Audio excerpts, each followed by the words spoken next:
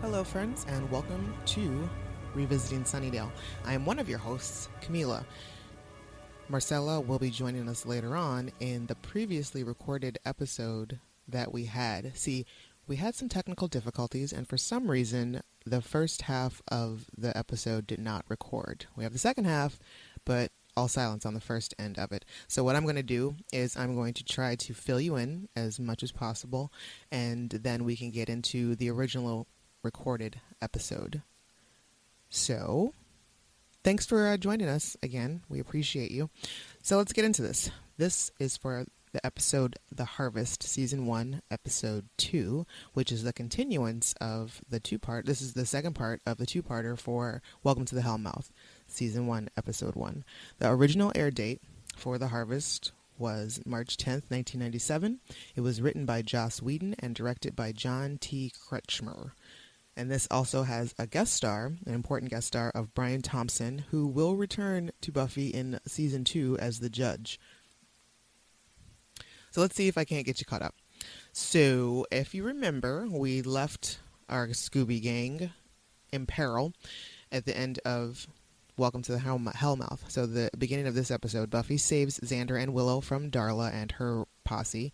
And then Buffy, Xander, and Willow go back to the library, and Giles and Buffy then give Xander and Willow the Vampire Slayer breakdown. They let them know that vampires are real, the things we are scared of that go bump in the night do exist, and they are in fact living on a Hellmouth. And they seem to take it well enough. Scene 1, Apple, take 1. This world is older than any of you know. Contrary to popular mythology, it did not begin as a paradise. For untold eons, demons walked the earth. They made it their home, their hell. But in time, they lost their purchase on this reality. The way was made for mortal animals, for man. All that remains of the old ones are vestiges, certain magics, certain creatures. And vampires. Okay, this is where I have a problem. See, because we're talking about vampires. We're having a talk with vampires in it. Isn't that what we saw last night? No. No, those weren't vampires. Those were just guys in thunder need of a facial. Or maybe they had rabies. It could have been rabies. And that guy turning to dust, just a trick of light. That's exactly what I said the first time I saw a vampire. Well, after I was done with the screaming part. Oh, I need to sit down. You are sitting down? Oh, good for me. So vampires are demons. The books tell that the last demon to leave this reality fed off a human, mixed their blood. He was a human form possessed, infected by the demon's soul. He bit another and another, and so they walked the earth, feeding, killing some, mixing their blood with others to make more of their kind. Waiting for the animals to die out, and the old ones to return. And then they go on to make a plan to save Jessie. Well, Buffy's plan was that she was going to go save Jessie, and I believe Willow is going to do some computer stuff. So Luke and Darla take Jessie back to the Master. Darla is very eager to please the Master, and this just seems out of character for Darla when we later on learn much more about Darla, and I don't like this version of Darla very much. Scene 1, Apple, take 1. Is this from me? An offering, Master. He's a good one. His blood is pure. You've tasted it. I'm your faithful dog. You bring me scraps. I didn't mean... I have waited. For 70 years, I have waited. While you come and go, I am stuck here in this house of worship. My ascension is almost at hand. Pray that when it comes, I'm in a better mood. Master, forgive me. We had more offerings, but there was trouble. A girl. And there was a girl. She fought well, and she knew of our breed. It is possible that she may be... a slayer. They figure out, Luke, Darla, and the Master, they all figure out that Buffy must be the Slayer, and they decide to vamp out Jesse and use him as bait. We then learn more about computers, or we learn more about Willow's computer prowess, and so that gets established very early on in this series. We also learn about Giles' tendencies to give his students a very sexy yet inappropriate lean over when he talks to them. He's a very close talker, and I don't think that would fly too well in today's public school system. Buffy goes on to save Jesse, and Xander shows up randomly, uninvited, because, Jesse's his friend and he wants to help save him as well. And he's still not completely 100% sure, or he doesn't seem to be grasping the concept that Buffy is a Slayer with superhuman strength and she can take care of herself. But, Xander is pretty good about that. He kind of keeps that trend going for the rest of the series as well. He likes to help out whenever he thinks he can. Sometimes he tends to hurt the situation. But, we love him anyway. Our burn this week was by Cordy burn this week was, there was a nice little moment in the computer class where Cordy and Harmony are, telling their stories about Buffy being a psycho and blah, blah, blah. Willow hears them and she, tries to stick up for her new friend Buffy. And then Cordy's all, "Excuse me, but who gave you permission to exist?"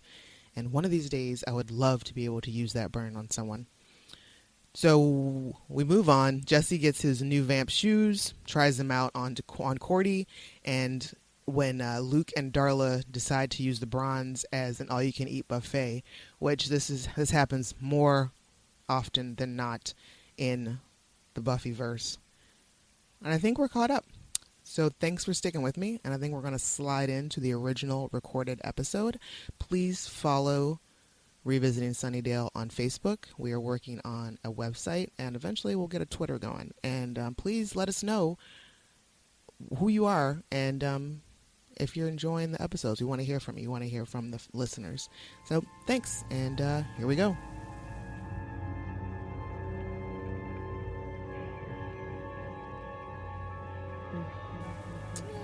Maybe this is probably September.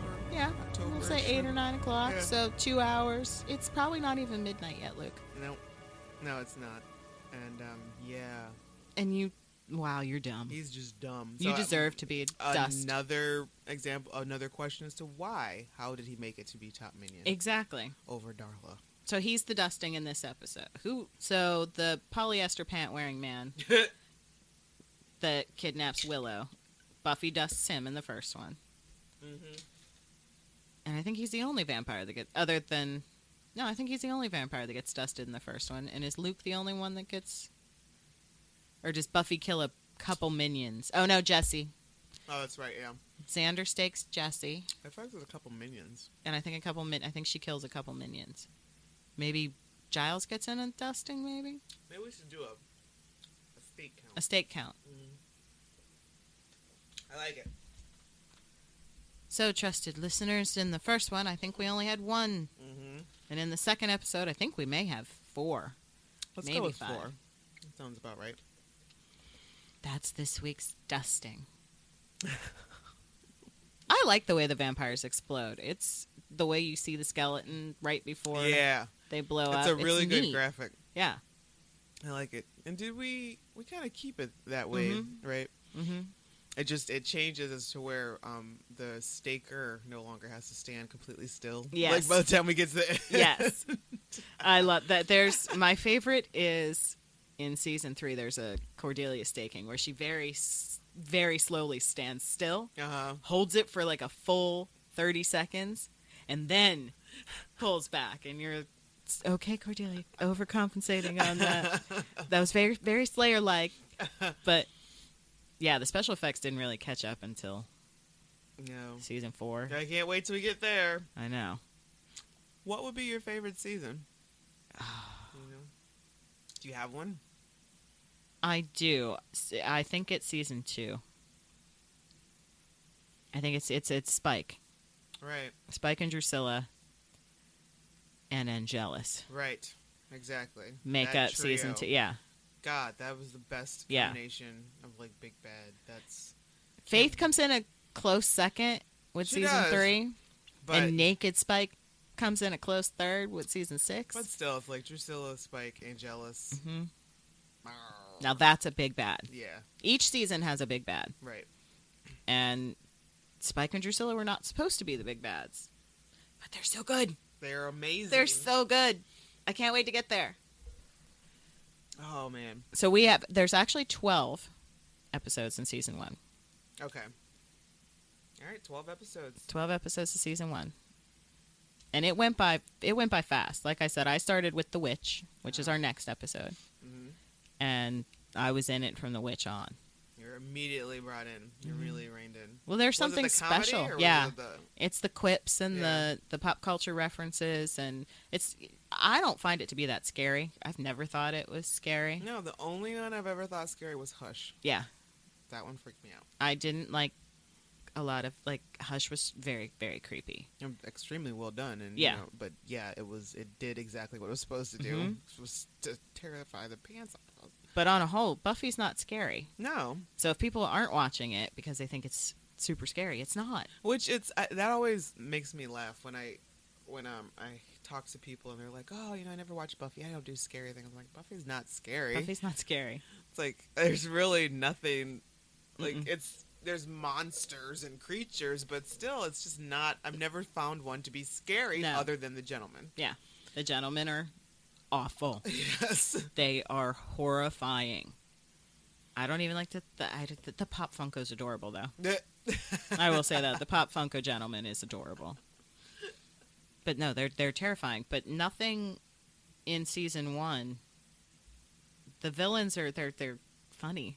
Right, and plus, like, you can really see the prosthetics. You can see the makeup. Yes, and it's just that bad. Yeah, but it's good enough to get the point across. Joss Whedon is a genius when it comes to dialogue and character development.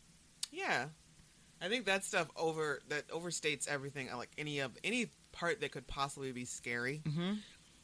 The character development, the dialogue, the underlying stories, the storylines that are happening, the relationships that are going on between the characters, all of that just completely outshines any sort of monsters that happen. And he finds the funny in the fear. And that's what he does. It's great. Yeah, it relieves all the tension. Mm-hmm. All the horror tension, all the scary tension. Because somebody will say something just completely random at the worst time, and it's hilarious. And I love it. Yeah, and that's why the show... Inappropriately timed humor. Inappropriately timed humor, and that's why I still watch it today. Over and over again. This is like... Yeah, there's a lot of television shows. Like, I love TV. Mm-hmm. I love TV. But there aren't that many television shows that I can just watch on such... Like, I rewatch on a regular basis.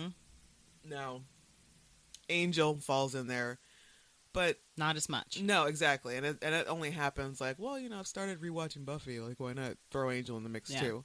But it's like, primarily Buffy, Psych, and Friends. I love Psych. Those are the only 3 TV shows that I could just, like, watch consistently, like, over again every year. Once Upon a Time is becoming one of those for me. Is it? Mm-hmm. I've watched it. I've run through the whole series, I think, 3 times now. Really? Mm-hmm. How many seasons are there? They're on their 5th. Wow. It's a long-running show. Mm-hmm. And that's the thing. Shows don't last as long as they used to. Yeah. So, for me to get invested, it's got to be... Yeah, absolutely. Because, who wants another My So-Called Life situation? Still not over it. We'll never be over it. And that it could have happened to Buffy. Watching season 1 of Buffy, it could have been a 12 and out. Yeah. But the WB really gave them a shot, and they found their footing in season 2. Right. Right out of the gate in season 2 when she was bad. Yeah. Right out of the gate, it was a vastly different show. Yeah, exactly. They're like, all right, kids, we really got to sell this shit. Yes. We got to get all hands on We deck. want to get paid. We want jobs. TV's nice. We will be comfy if we do this right for a good long time. Yeah. Like, I've never understood actors that are like, I will never do TV. TV is where it's at. That's where the money is. And that's now you're seeing so many of the movie stars coming over to TV. Coming to TV. And sometimes it's just weird. We don't want to see you here. It's a little bit awkward. Like, there is this talk that Denzel Washington is going to show up on Empire. No. I just don't feel like the television can hold. Nope. Bradley Cooper keeps popping up on Limitless, apparently. I mean, I enjoy. Like, I haven't watched the rest of it yet, but I really like the first episode, and I have not watched it yet. I want to continue. I like the first episode. I really like the movie. I like the movie a lot, but I heard the show is not. I mean, as long as they keep throwing Bradley Cooper in there, Right. sure. Right. A very special episode of Limitless featuring Bradley Cooper. Rating sword. Next week, nothing. And that's what happens. Yep. Well, it's just everybody just gets so. I don't know. Our attention spans are just shorter, and it's just like, you know, you got to make sure we get it in there real quick. Like, we got to get everybody's attention from the first episode, or otherwise they don't want you and you're out. It's like, well, wait. I just found out about the show. Can we? Yeah. Can we talk about this? Like Walking Dead did it right away. Oh God, I was immediately hooked that first episode. You just shot a child in the face. I'm in. And I don't even like zombie stuff like that. Like, that's not my. I'm more vampire. Me too. When it comes to the creature features, but like zombies, I was like, eh. And they did it right too, because I think they premiered it around Halloween, and I was like, sure, I'll watch this at Halloween. And that first episode, I was actually out after the first episode.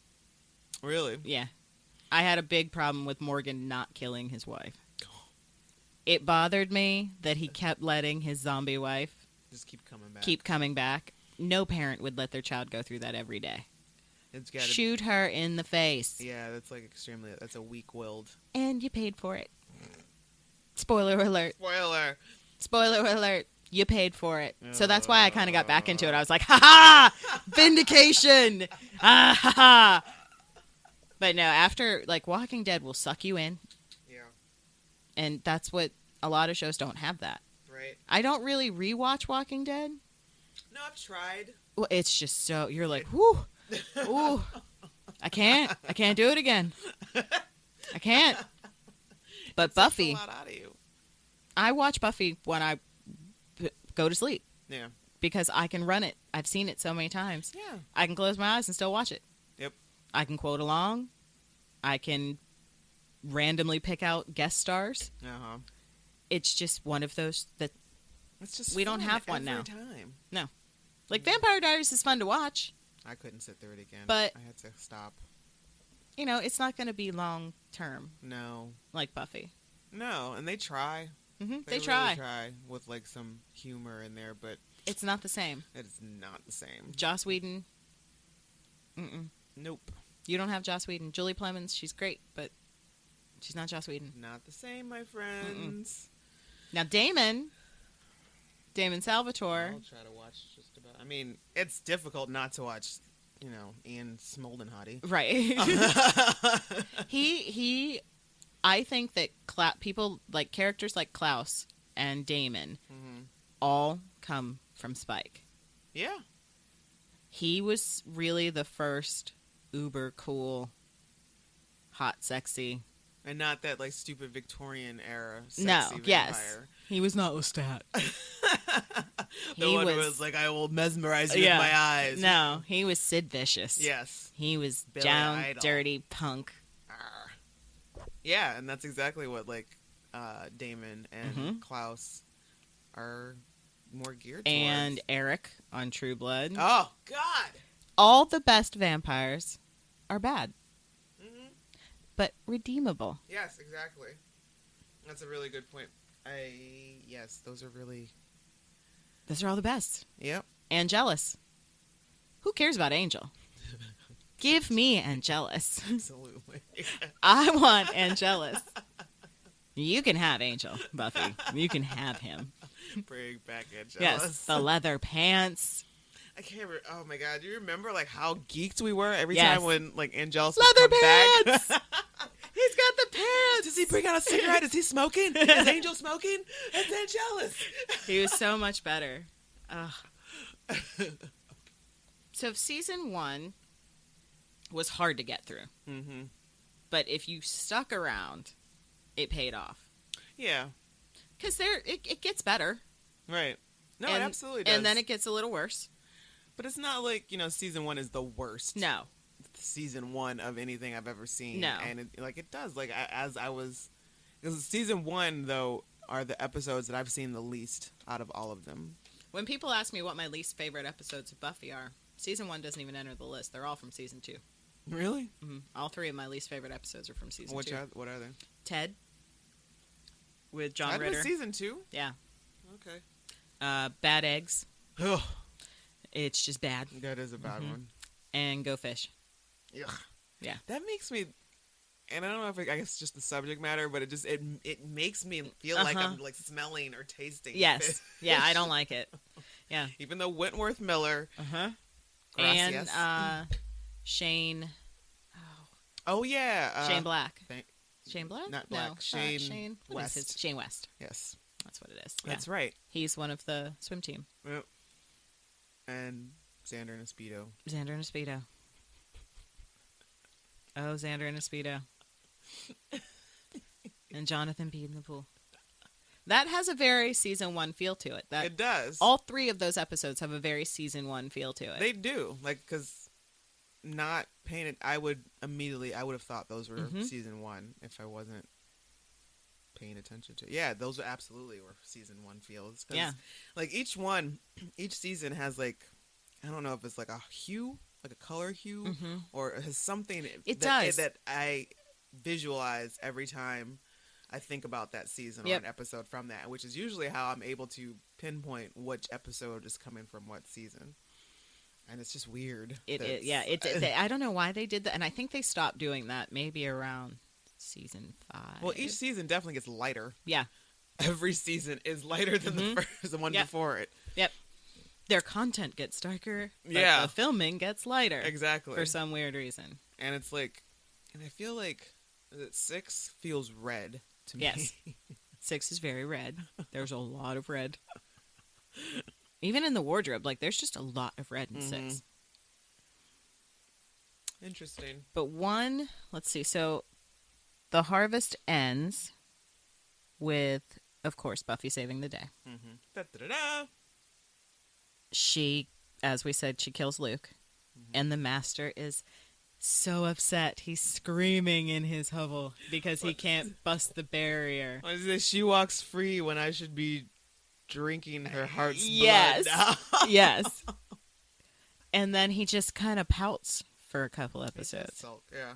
Because he doesn't meet the annoying one, I think, for 2 more episodes. Never kill a boy on the first date.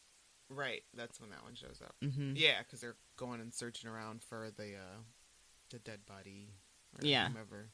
Because they knew that he was supposed to rise again or blah, blah, blah. So much ritual. So many rituals. So many. Like, everything bad guy has a ritual. So do we really have to do this? Maybe if you stop spending so much time on these rituals and just did your thing. Did what you're supposed to do. Just do your thing. Maybe you'd succeed. Oh, and try not to tell me your plan. Don't grandstand. Nobody likes a gloater. Nobody likes a big old speech. Just do it. Speechifying does not help your cause. No. So how do we end the harvest? This episode, they're back at school, and there's Xander, Buffy, Willow, and they're like, it's very lighthearted. Is that when they have their little powwow in the hallway? They're in the... And Giles says the world's in danger. I think, are they in the hallway? I thought they were in the courtyard. I think they're outside. Okay. And they go down a little. Because they have that adorable callback to it in the finale. Yeah. But that is, the last words are Giles saying that Earth is doomed. Yeah. So they start the series with the 4. Mm-hmm. And they end with the 4. Yes. Yep. And them, them joking about Buffy trying to find ways to get expelled. I love when they accurately call back. Yes. Because it bugs me when they try to gloss over things like it didn't happen. And they do that in Buffy later on. But they cover it up nicely. They always correct. They self-correct. So each episode ends with, if you stick past the credits, an adorable little self-drawn logo. Oh, that's right. Joss created on the spot, apparently. Really? Yeah. In 20 minutes. They told him he had to have a logo, and he was like, oh, crap. And he drew that and does the little, Fantastic. So that's, each episode ends with the Gur Arg. Now, season 1 has, the Gur Arg happens at the end of every episode, but season 1 has an extra ending in one of the the puppet show. Oh, really? After the credits are over, there's a post-credit scene with Xander, Willow, and Buffy. I may have never seen that. That's a treat to come. That'll be interesting for me to make sure to stick around for the end credits for after the puppet. Yep, after the That's puppet the one show. with the talent show, yeah. Yeah. Huh. Yep. Interesting. Well, that basically wraps up The Harvest. Yep. And our next venture will be The Witch. Season 1, Episode 3, The Witch. Yep. Which, I think I enjoyed that episode. That was a good one. Yeah, it's all the 2-second premise is they have to fight a witch in school. A witch is taking out cheerleaders. Why? Because they're cheerleaders. Yep. Tune in next week. They gotta go. No one likes a cheerleader.